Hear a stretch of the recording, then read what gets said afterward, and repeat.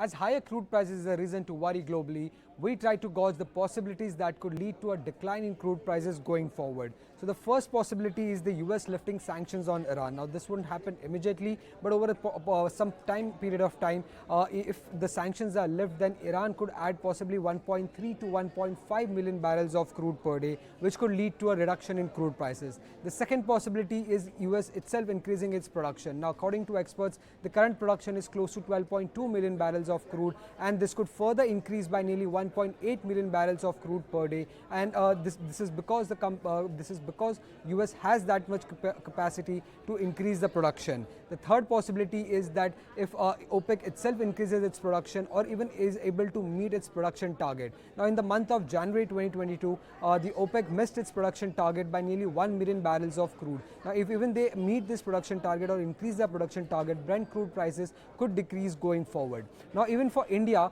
crude at $100 per barrel is a matter of concern, and that is because nearly 85% of India's crude requirement is imported in the country. Now how does it impact India? Firstly, it increases the inflationary pressure, and if you see, according to Nomura, nearly 10% increase in crude prices increases India's headline inflation by nearly 30 basis points. Along with this, as crude is one of the major raw material and it is used in many industries, the input cost and the cost of production for these industries increases. For namely paint, tire, cement, lubricant manufacturers, for them crude is one of the major raw material and their cost of production increases. Along with this, for an airline, fuel cost is one of the major costs, and hence their cost also increases going forward. Now as India imports nearly 85% of its crude requirement, a $1 per barrel rise in crude prices increases in India's import bill by nearly $2 billion.